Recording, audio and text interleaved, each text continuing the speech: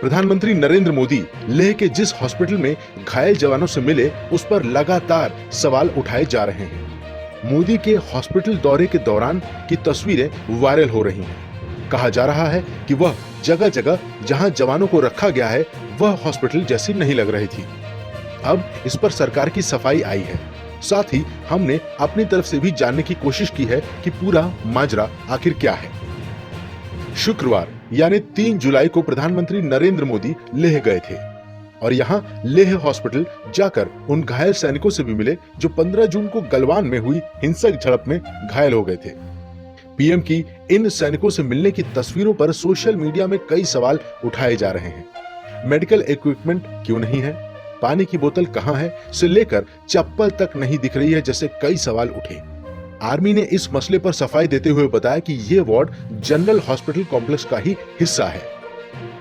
सवाल, यह हॉस्पिटल जैसा नहीं लग रहा। सब आर्मी हॉस्पिटल में कोविड प्रोटोकॉल का पालन किया जा रहा है। सोशल डिस्टेंसिंग का खास ख्याल रखना है, इसलिए फैसिलिटी को बढ़ाया गया ताकि ज्यादा बेड उपलब्ध हो सके।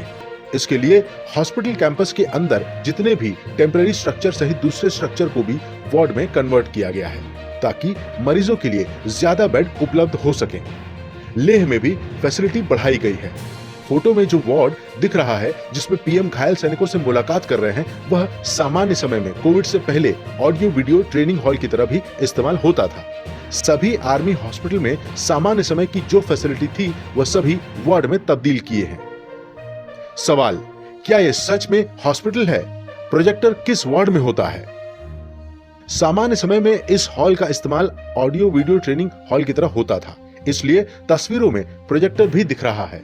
जब से ये सैनिक हॉस्पिटल में एडमिट हुए हैं, तब से वह इसी वार्ड में हैं। एक अधिकारी ने कहा कि अगर किसी को यह लगता है कि हॉस्पिटल इतना अच्छा कैसे दिख रहा है, तो उन्हें समझना होगा कि आर्मी के सारे हॉस्पिटल इसी तरह हैं। दिल्ली में ही देखें तो दिल्ली पुलिस ने अपने कोविड मरीजों को किसी भी प्राइवेट हॉस्पिटल में एडमिट कराने की बजाय आर्मी बेस हॉस्पिटल में एडमिट कराया, जबकि कई बड़े प्राइवेट हॉस्पिटल ने दिल्ली पुलिस को ऑफर किया था वह पुलिस कर्मियों का इलाज करेंगे। सवाल, कोई मेडिकल इक्विपमेंट नहीं दिख रहा। जरूरत के हिसाब से मेडिकल इक्विपमेंट लगाया जाता है। 15 जून को घायल हुए सैनिक अब ठीक हो गए हैं और जल्द ही ड्यूटी ज्वाइन कर लेंगे। किसी को फिलहाल ऑक्सीजन देने या ड्रिप चढ़ाने की जरूरत नहीं है। साथ ही सिक्योरिटी प्रोटोकॉल की वजह से भी कुछ चीजों को हटाया जाता है। सवाल, कोई टेबल नहीं दिख रहा, न ही पानी की बोतल दिख रही है। तस्वीरों में सैनिक के बेड के किनारे टेबल दिख रही है जिसे कवर भी किया गया है। जरूरी नहीं कि पानी की बोतल टेबल के ऊपर ही दिखे। इसी जगह पर 23 जून को army chief general M Naravane भी इन घायल सैनिकों से मिलने आए थे।